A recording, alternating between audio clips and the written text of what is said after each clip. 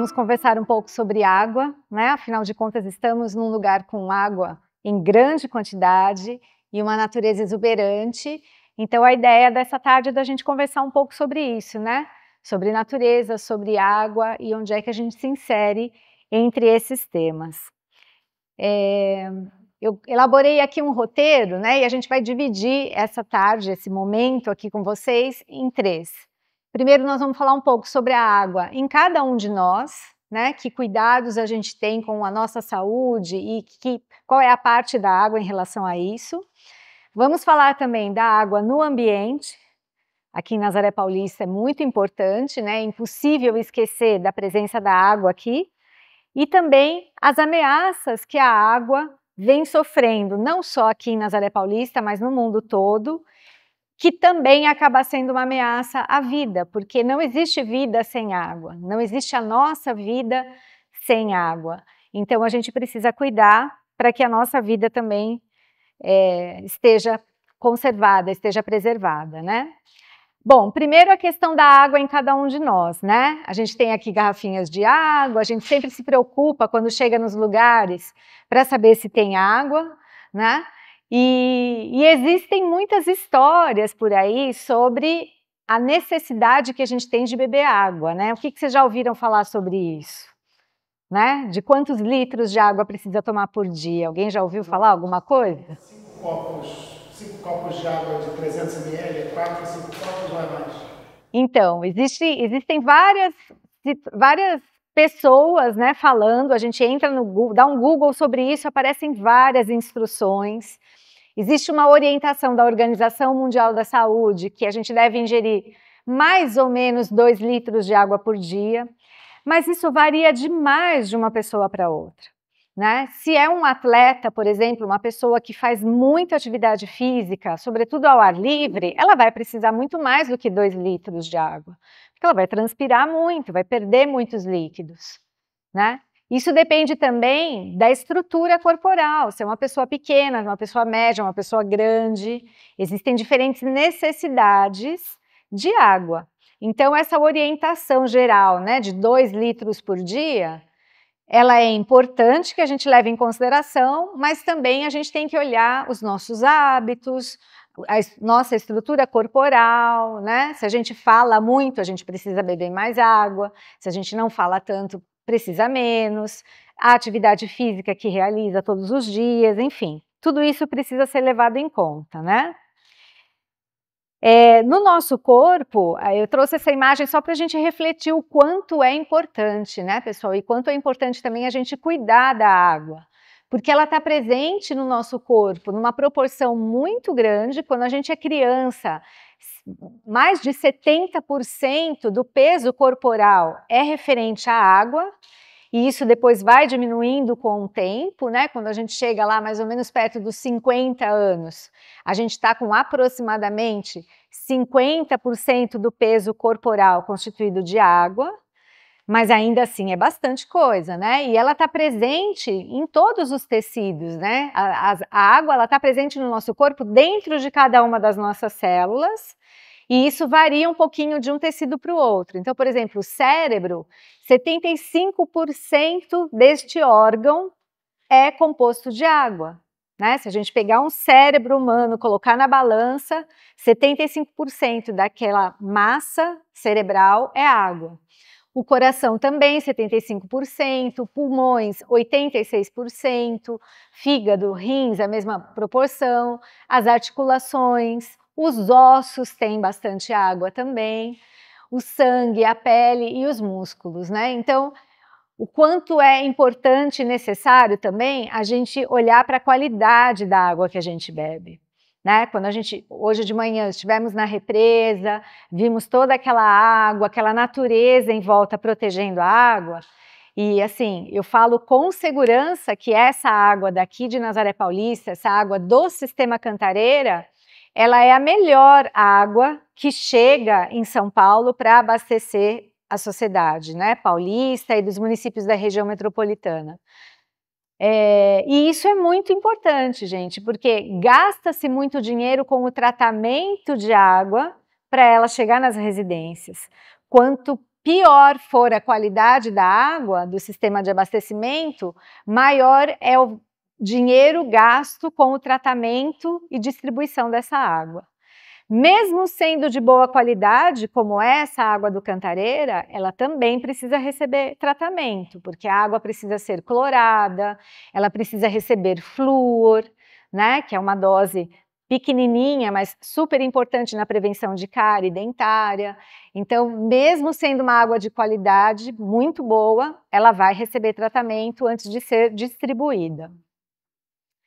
E a gente precisa olhar também para o uso doméstico que a gente faz com a água, né?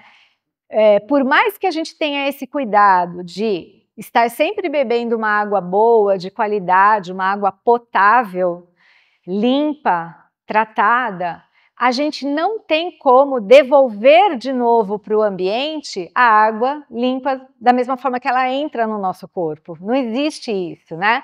Nenhum animal na natureza, incluindo o ser humano, consegue devolver água limpa de novo para a natureza. A gente elimina a água do nosso corpo através do suor, através de gotículas de saliva, através da lágrima, através de fezes e urina. Nenhuma dessas formas de eliminação de água coloca novamente no ambiente a água limpa. Então é importante a gente pensar nisso, né? Por que hoje existem tantas pessoas no mundo que não têm acesso à água? Será que a água diminuiu? Será que a quantidade de água que tem no planeta ela foi diminuindo ao longo do tempo? Ou será que a quantidade, né, a proporção de seres humanos é que foi aumentando muito? Considerando que a gente não devolve água limpa para o ambiente, isso é uma questão a se pensar, né? Essa imagem, gente, é sobre isso, né? A água que queremos ter nas nossas casas, que queremos consumir, e a água que a gente descarta no meio ambiente. Então, de uma forma bem simples, né? Funciona assim, a gente tem aqui o leito de um rio, né? O rio está descendo aqui na imagem. Então, aqui em cima nós temos a captação de água.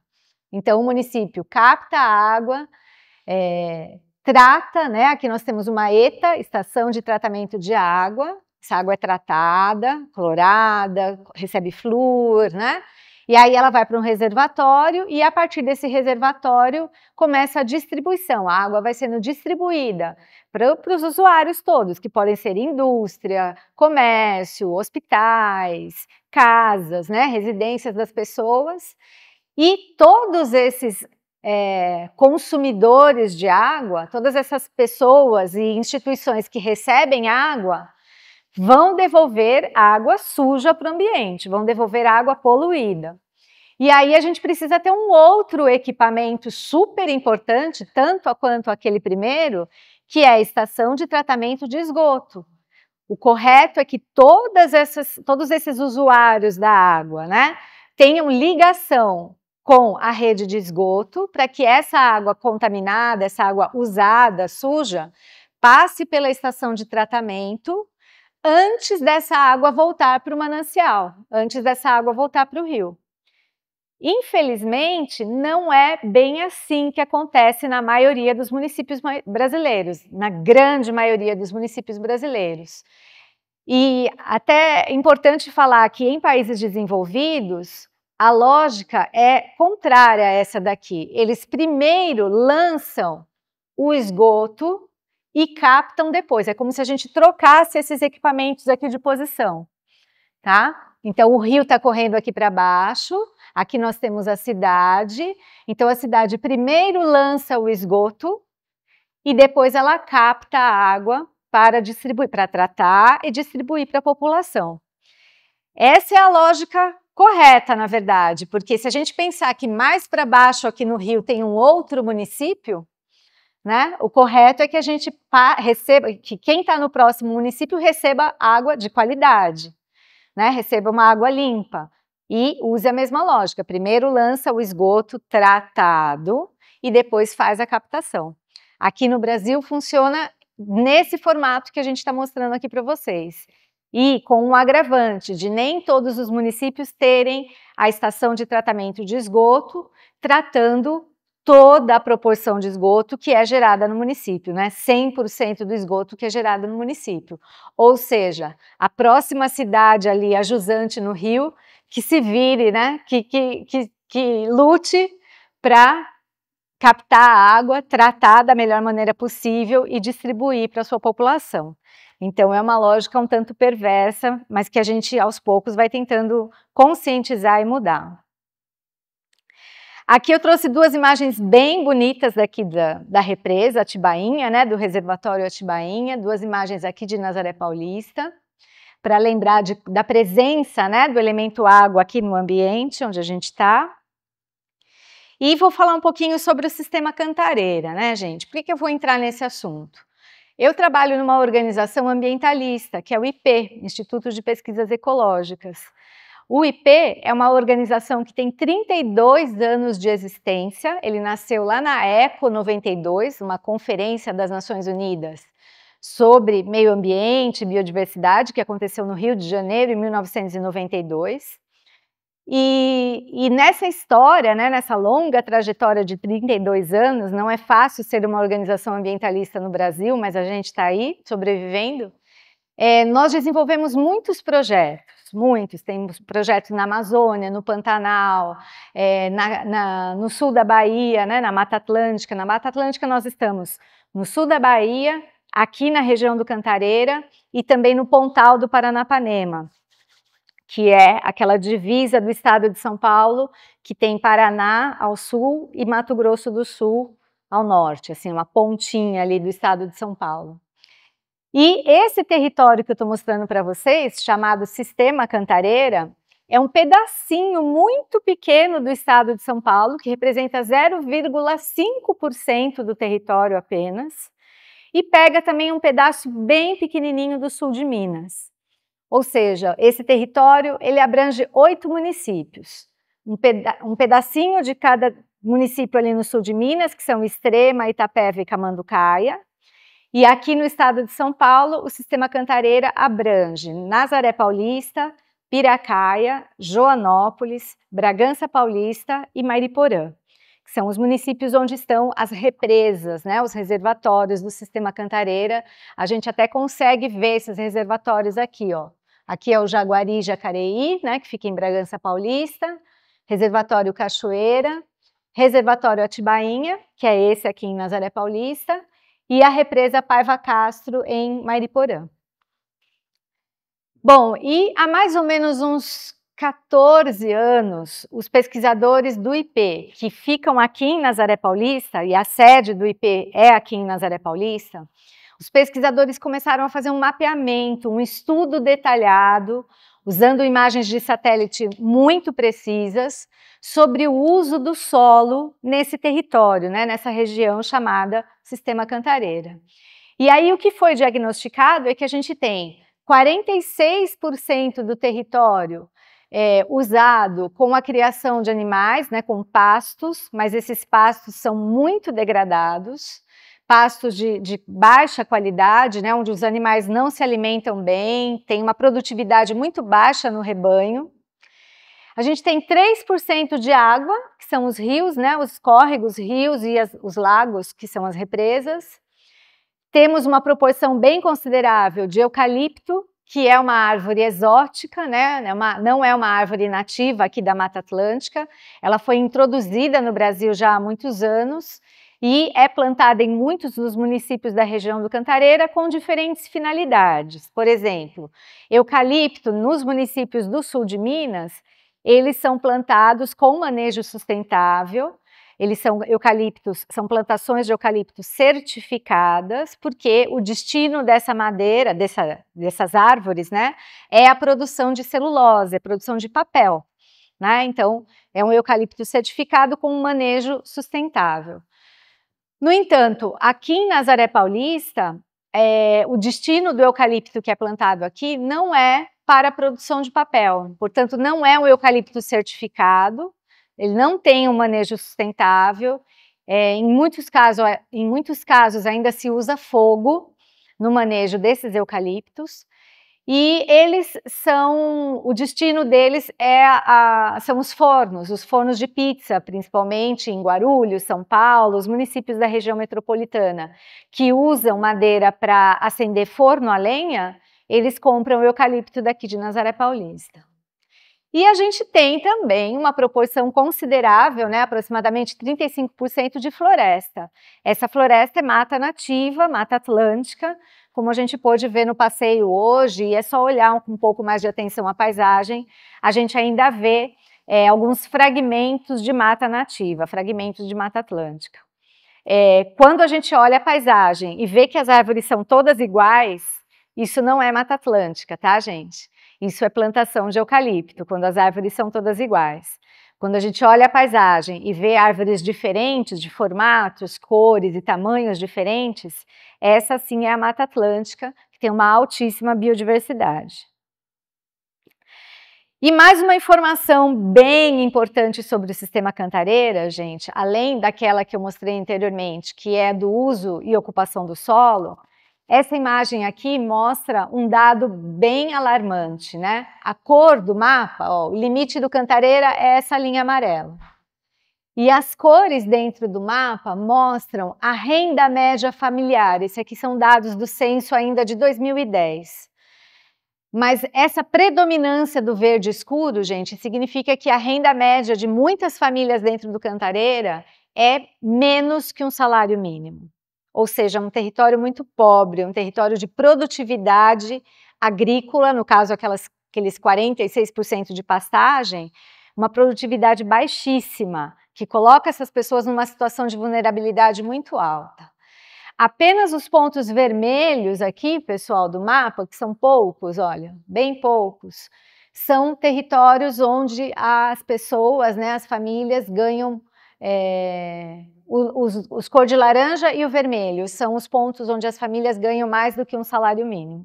Então, esse é um dado muito preocupante, porque coloca esse território, que é tão importante para a produção de água, né? Essa floresta, esses 35% de floresta que a gente ainda tem aqui, que garantem a conservação das nascentes, que garantem a infiltração de água no solo, para que a gente ainda tenha os reservatórios cheios, ou parcialmente cheios. Se essas famílias, né, que têm ainda propriedades rurais, continuarem com essa produtividade tão baixa, elas vendem a propriedade e vão embora daqui. Essa é a nossa preocupação. Quem anda aqui por dentro de Nazaré Paulista, entra nos bairros, é muito comum ver placas como essas aqui, olha. Vende-se chácaras, terrenos, sítios.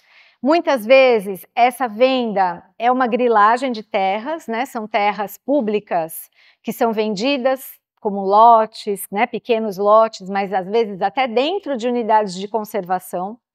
Isso é muito sério. Mas as propriedades rurais mesmo, em que as pessoas se dão conta que estão no vermelho, que estão já há muito tempo produzindo muito pouco, né, por conta da qualidade da produção ali no local, elas acabam cedendo à especulação imobiliária, porque a gente está muito perto de grandes centros urbanos. A gente está muito perto de São Paulo, a gente está muito perto de Campinas, do Vale do Paraíba, muito perto de Guarulhos, né? Tem uma estrada que passa por dentro aqui de Nazaré Paulista, que conecta a cidade ao município de Guarulhos em 30 minutos no máximo, né? Então, claro, o cenário é lindo, né? Um ar puro, um ambiente super gostoso, todo mundo quer vir morar aqui. As pessoas querem vir morar aqui, trazer as suas famílias para cá e continuar trabalhando em Guarulhos, ou em São Paulo, ou em outros lugares aqui próximos. Então, a especulação imobiliária aqui é uma ameaça ao uso do solo, à impermeabilização. Porque o solo, gente, para ele continuar provendo água, ele precisa estar permeável à chuva, ele precisa receber a água da chuva e ter condições de receber essa água da chuva. Quando a gente perde a característica rural, né, aquela característica de produção, e o solo é impermeabilizado para a construção de condomínios, de casas, por exemplo, a gente perde a recarga hídrica do sistema, e isso é muito preocupante. né? E aí que entra um dos projetos do IP que atua aqui no território, que se chama Projeto Semeando Água. O nome é bem sugestivo porque é isso mesmo que a gente faz, né? A gente usa o plantio de árvores e a implantação de sistemas produtivos sustentáveis para fazer com que esse solo continue produzindo água, continue retendo a água da chuva e recarregando as nascentes, né, o lençol freático e as nascentes dos rios.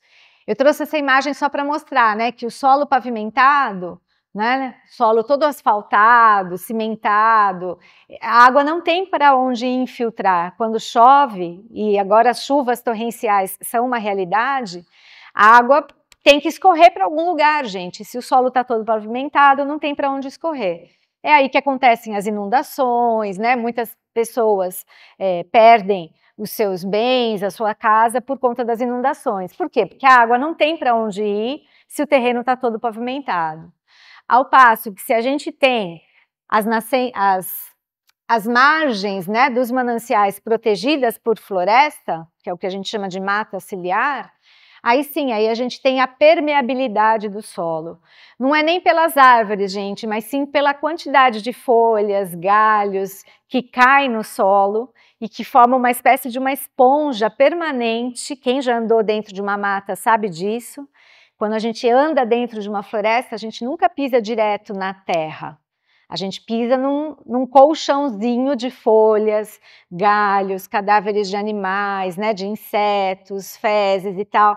E esse colchão, essa esponja natural, ela é super importante, porque a água da chuva bate nas árvores, perde força, né, porque bate nas folhas ali, dá uma quebrada naquela força, ela cai em gotas menores no chão, molha essa camada de matéria orgânica, que aqui a gente chama de serrapilheira, e aí essa água vai penetrando aos poucos no solo, vai penetrando devagar, não carrega solo para dentro do manancial, porque isso também é ruim.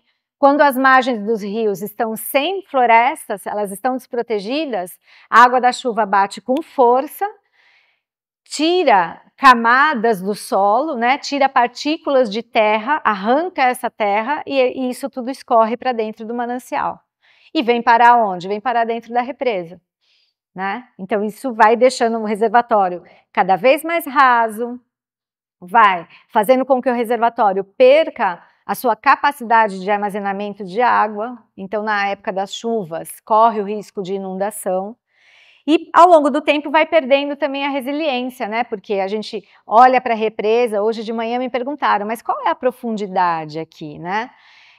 Não é tão fundo, pessoal, porque em 2014, quando a gente teve aquela estiagem super grave, a gente viu que a represa não é tão funda assim. E ela recebe muita terra, muito sedimento de todos os córregos e rios que estão desprotegidos aqui no território, ou seja, que estão sem a mata ciliar, que protege e que ajuda a água a infiltrar no solo e recarregar os lençóis freáticos.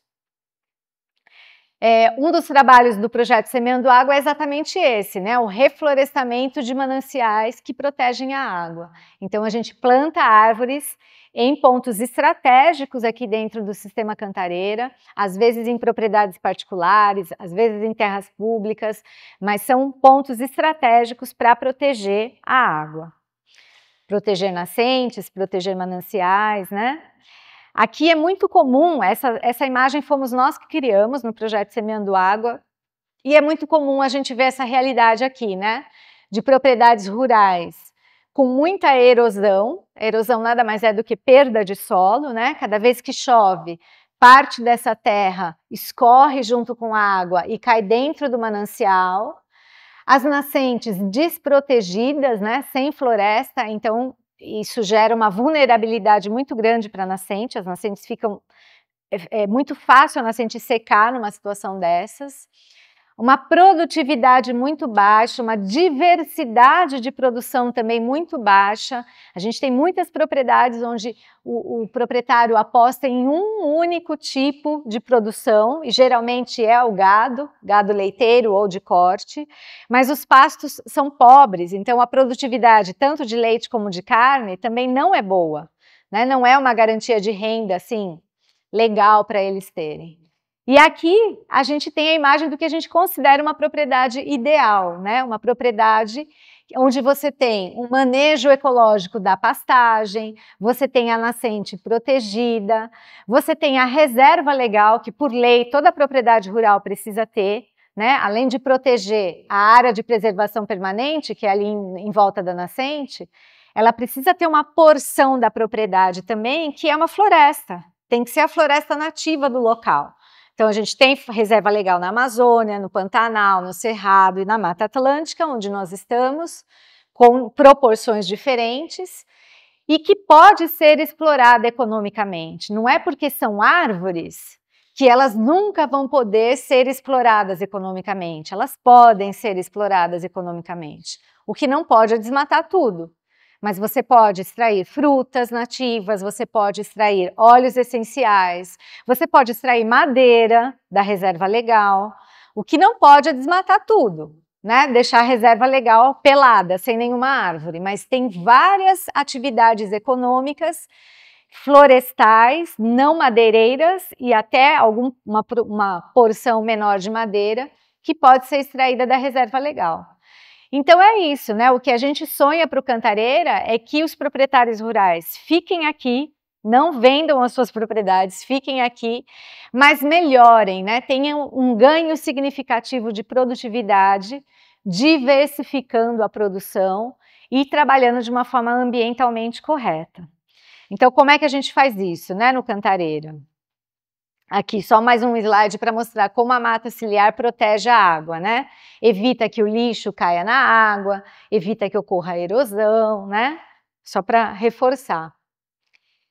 Mas a forma como o projeto Semeando Água atua nas propriedades rurais é exatamente propondo a esses proprietários, né? Por favor, não venda seu sítio, não venda sua propriedade. Vamos te ajudar a fazer um planejamento ambiental da propriedade. E esse planejamento ambiental, gente, ele está previsto em lei, os proprietários têm mesmo que fazer.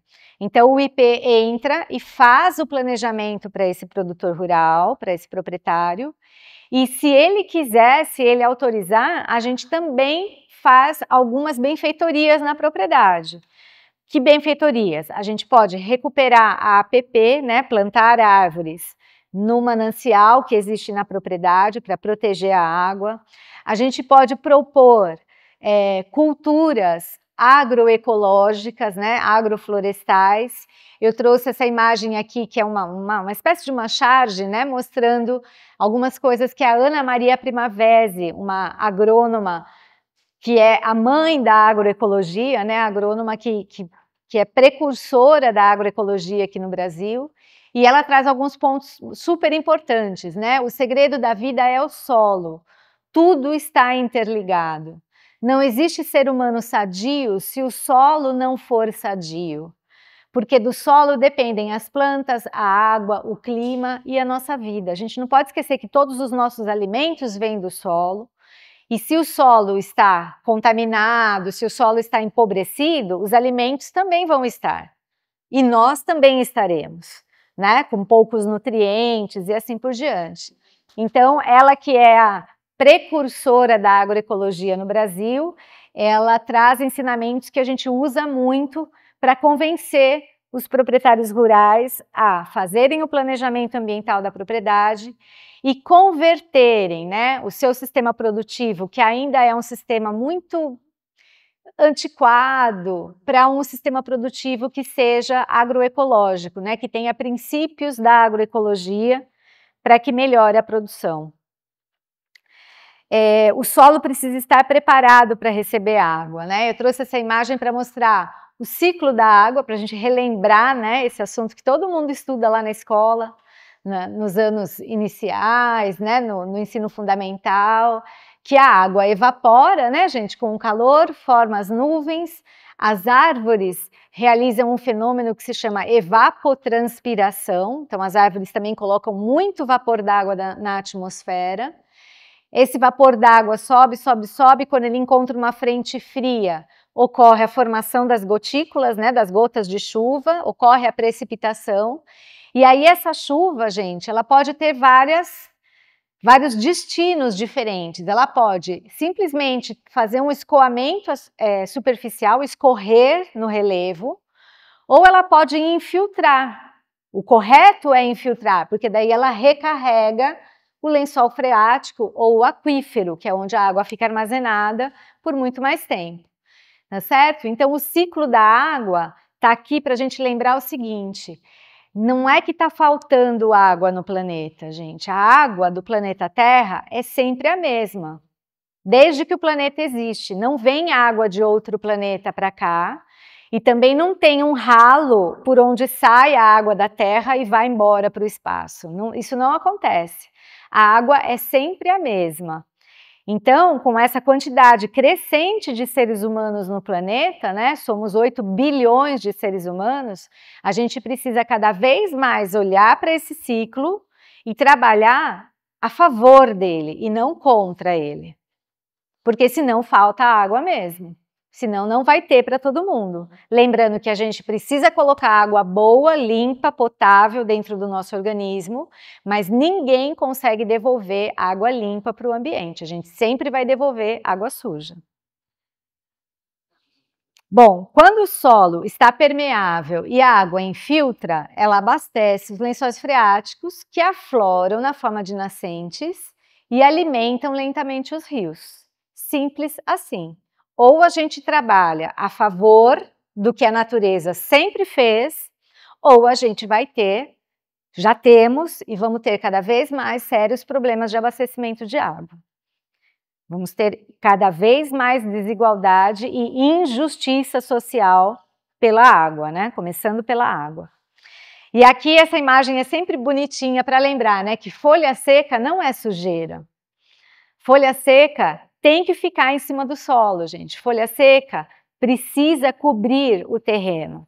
Um dos princípios, um dos principais conceitos em agroecologia é esse: o solo precisa estar permanentemente coberto de folhas, porque isso ajuda a segurar a umidade no solo, né? Quando a gente tem esses dias, né, super secos, com uma incidência de sol muito grande, se o solo está coberto de folhas, a evaporação, a perda de água para o ambiente é menor. As folhas ajudam a segurar a umidade nas raízes das plantas, que é onde a água precisa estar. Toda planta absorve água pela raiz e não pelas folhas. Então, a cobertura do solo é super importante. Essas folhas que cobrem o solo, elas vão sofrendo o processo de decomposição, porque são folhas mortas, né? Então, elas vão se decompondo lentamente, elas trazem nutrientes, né? A decomposição dessas folhas colocam cada vez mais nutrientes do solo e, de quebra, ajudam a reter a umidade. Então, essa é uma prática agroecológica super importante. Bom, outro princípio da agroecologia, né, que a gente tenta convencer os produtores aqui da região a adotar, é a agrofloresta, né? São os sistemas agroflorestais. Então, eles podem continuar produzindo alimentos ou criando seus animais, né? Tem muita gente aqui que gosta de criar gado, só que eles vão criar esses animais ou produzir os alimentos de uma forma muito mais diversa, com plantas nativas da Mata Atlântica que trazem diversidade ao sistema. Então ele vai deixar de ser um monocultor, né, aquela pessoa que produz só um tipo de produto ou serviço, e vai passar a ter uma segurança alimentar muito melhor, porque essa diversidade de espécies que ele vai ter na propriedade vai trazer uma diversidade também de alimentos ali para a família, para os animais, então para a biodiversidade também é muito bom, né? E ele vai diminuir a dependência de insumos externos, porque assim, gente, monocultura é uma coisa que não combina com o Brasil. O Brasil é o país que tem a maior biodiversidade do planeta, é o país mais biodiverso que existe. E aí, quando você tira essa biodiversidade, seja no Cerrado, na Amazônia, na Mata Atlântica, em qualquer bioma, você tira, você limpa lá 1000 hectares. 1000 hectares são 1000 campos de futebol, é muita terra. Você limpa um terreno desse tamanho, gigantesco, onde tinha ali centenas, milhares de espécies diferentes. Você deixa o terreno absolutamente limpo, sem nada, e planta apenas um tipo de planta, seja soja, milho, feijão, seja o que for, mas você planta uma espécie só, o que acontece? A biodiversidade fica tentando voltar o tempo todo. Porque, gente, é o país mais biodiverso do planeta e tem condições muito boas. Tudo que se planta aqui se produz, porque o nosso clima é bom, porque a gente tem bastante água, né? A gente tem solo fértil. Então, só que é uma briga desleal com a natureza, né? Porque se você limpa um terreno gigantesco e planta uma única espécie, todas as outras que são daquele bioma, elas ficam o tempo todo querendo voltar. Então, é uma briga eterna com insetos, é uma briga eterna com fungos, é uma briga eterna com plantas daninhas, né, que são indesejáveis ali no meio da plantação, mas elas ficam o tempo todo brotando, querendo nascer no meio do milho, do feijão, da soja, seja o que for. Mas por quê? Porque o nosso país é assim. É a nossa biodiversidade tentando voltar, tentando ocupar o espaço que é dela. E aí, quem trabalha com monocultura se torna um produtor altamente dependente de insumos externos. Ele é altamente dependente de defensivos agrícolas, né, que são inseticidas, herbicidas, fungicidas, para matar aquilo que está atrapalhando a plantação. Ele se torna altamente dependente de adubo, porque se ele planta um produto só, uma planta só, colhe, planta de novo, colhe, planta de novo, colhe, planta de novo, essa planta, ela está sempre consumindo os mesmos nutrientes do solo, que são aqueles nutrientes que ela precisa para crescer. É diferente de quando você tem o bioma, você tem a floresta, que você tem vários tipos de plantas diferentes, cada uma usando nutrientes diferentes e devolvendo também, né, com as folhas que caem, as plantas que morrem e tal, devolvendo também esses nutrientes para o solo. Um monocultor, ele não entende isso, ele não faz isso. E aí ele fica altamente dependente de adubo, porque ele está sempre plantando a mesma coisa, a mesma coisa, a mesma coisa. Ele desgasta o solo, né? Então é uma prática que a gente considera super antiquada, né? A agricultura convencional, ela não tem nenhuma modernidade nessa forma de produção. E o que a gente propõe para os agricultores aqui da região são os sistemas agroflorestais. Porque aí no sistema agroflorestal ele tem essa independência. Como ele vai trabalhar com alta biodiversidade, ele não tem nenhuma dependência de insumos externos, nem de adubação, porque ele produz o próprio adubo na propriedade, adubo orgânico, e ele fica independente também de defensivos agrícolas, porque ele não precisa, ele sabe lidar, ele sabe manejar a biodiversidade na propriedade.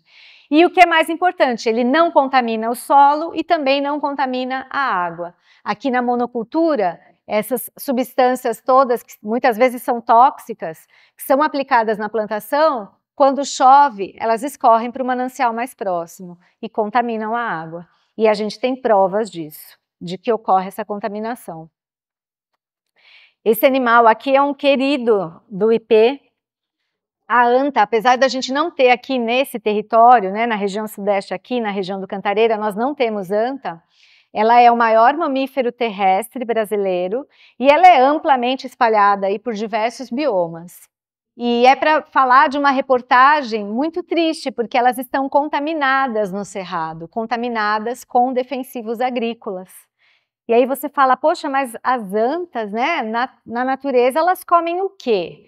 Elas comem frutas das árvores nativas. Elas são grandes jardineiras das florestas, porque elas comem essas frutas, muitas que têm sementes pequenas, elas engolem, e depois que essas sementes passam pelo trato digestivo da anta e de outros animais também, só depois de passar pelo trato digestivo e sair nas fezes desses animais, é que essas espécies de árvores germinam e geram outras árvores. Então a gente fala que as antas, elas são jardineiras das florestas, porque elas comem muitas frutas, defecam bastante e, consequentemente, plantam muitas árvores. E se elas estão contaminadas com defensivos agrícolas, gente, não é porque elas entram na plantação para comer milho, para comer soja, para comer cana-de-açúcar. Elas não se alimentam disso, mas elas bebem água. Elas precisam beber água, elas entram nos rios, elas são exímias nadadoras e elas se contaminam na água. E se elas estão contaminadas, provavelmente também nós estamos, porque nós também bebemos água, né?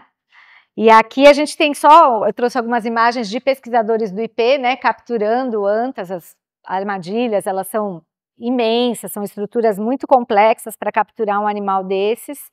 Na captura, eles sedam o animal, essa sedação dura cerca de 40, 45 minutos, mas é o tempo suficiente para extrair as amostras de sangue, pele, pelo e mandar para o laboratório fazer essa análise para saber que tipos de substâncias estão presentes no organismo das antas. Isso aqui, gente, essa pesquisa começou quando a Patrícia Médici, que é a pesquisadora do IP responsável por esse trabalho, ela começou a fazer necrópsia de cadáveres de antas atropeladas nas rodovias no Mato Grosso do Sul. Ela mora lá, em Campo Grande. E tem muitas estradas que cortam plantações gigantescas, né, de soja, de várias monoculturas, e muitos animais, infelizmente, são atropelados nessas rodovias. E ela, inconformada com isso e querendo chamar atenção para os atropelamentos desses animais, ela começou a montar tendas mesmo na beira da estrada para chamar atenção mesmo, sabe? E fazer a necrópsia ali, colher alguns tecidos das antas atropeladas. E foi aí que ela descobriu, ela começou a mandar para o laboratório e descobriu que os animais estavam contaminados. Ao fazer a dissecação do cadáver, é visível o fígado aumentado, os rins doentes, por conta da contaminação de agrotóxicos. E agora a pesquisa está envolvendo os seres humanos também, né? Existem pessoas que estão se cadastrando, autorizando a coleta de sangue, tecidos, para verificar a contaminação por agrotóxicos e tem uma proporção, sim, de pessoas contaminadas. Isso é muito triste, né, gente? Porque nesse cenário que a gente está vivendo de mudanças climáticas, a gente sabe que a monocultura, ela não é algo que a gente vai continuar fazendo em médio e longo prazo. Na verdade, a gente já devia parar agora com isso, porque traz muito mais prejuízos ao meio ambiente e à grande maioria das pessoas, porque quando você tem uma água contaminada, você tem milhares ou milhões de pessoas prejudicadas. E quem, de fato, está ganhando com essa prática de monocultura é um grupo muito pequeno de pessoas, que já são muito ricas e continuam ganhando bastante dinheiro, mas esse dinheiro não circula, esse dinheiro fica nas mãos de pouquíssimas pessoas. E os prejuízos socioambientais estão distribuídos amplamente para uma quantidade muito maior de pessoas, né? Então, a agricultura regenerativa, que é o sistema agroflorestal, que é a agricultura orgânica, né, práticas que são regenerativas, elas podem, inclusive, ajudar a reverter esse aumento de temperatura do planeta, né? O que a gente chama de aquecimento global. Por quê? Nas práticas agroecológicas, a gente tem mais carbono entrando no solo do que saindo. Quando você traz mais biodiversidade para o seu sistema produtivo, você tem uma alta taxa de fotossíntese, você tem as folhas recobrindo o solo, então você tem muito mais carbono entrando no solo do que saindo. Mas quando você tem uma agricultura convencional, uma monocultura, você faz o contrário, você tem mais CO2 saindo do sistema produtivo do que entrando. E a gente sabe que o CO2, né, o gás carbônico, é um dos principais gases de efeito estufa e quanto maior a concentração dele na atmosfera, mais quente o nosso planeta fica.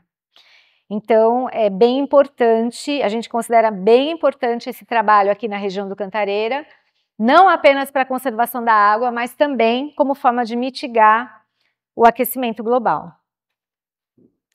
E, por fim, já falei bastante, né? A gente tem aqui a tirinha do Armandinho que saiu essa semana, que é uma reflexão sobre tudo isso, né? Secas, enchentes, tornados, ondas de frio e de calor. cada vez com maior frequência e intensidade. O aquecimento global e suas consequências são fatos, acreditando você ou não. É incrível, mas a gente ainda tem pessoas que não acreditam, mas é verdade, gente.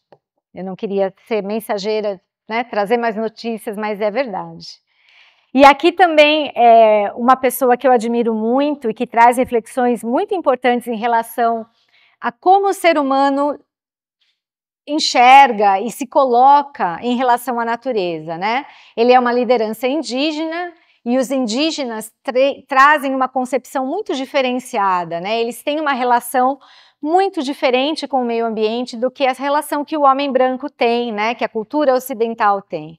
Então ele fala assim, olha, o homem branco acha que o ambiente é recurso natural. E é muito comum a gente usar essa expressão, né? Ah, porque os recursos naturais, a água é um recurso natural, né? Então, o homem branco acha que o ambiente é um recurso natural.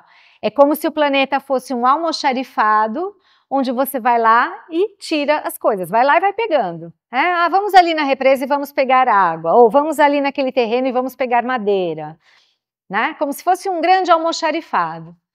Mas para os indígenas, essa relação é diferente, né? Para o indígena, o ambiente é um lugar onde você deve pisar suavemente, porque está cheio de outras presenças, né? Então, tem muita gente aí falando que o futuro é ancestral, né? A gente tem até aquele DJ famoso, o Alok, que lançou aí uma